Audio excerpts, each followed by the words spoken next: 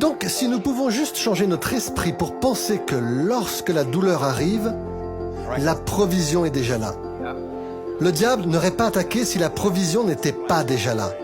Il essaye de nous faire croire que vous avez besoin d'être guéri. Mais non, vous êtes déjà guéri. Vous êtes déjà bien.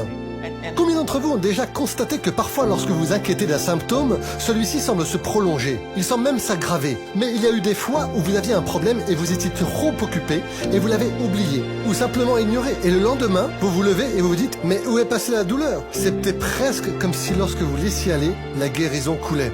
D'ailleurs, en hébreu, le mot « rapha » pour la guérison, si vous regardez l'étymologie, la racine du mot Rapha, Rapha est la guérison en hébreu, et le mot Rapha avec un hey, en fait Rapha signifie se détendre.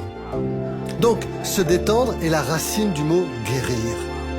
Nous devons apprendre à nous détendre, à comment se reposer.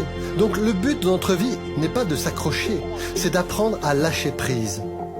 Notre travail est le travail pour entrer dans ce repos. Notre combat n'est pas de se battre. Notre travail est de nous reposer. Et si nous pouvons juste accomplir cela et demander à Dieu la grâce pour cela, nous verrons la provision couler.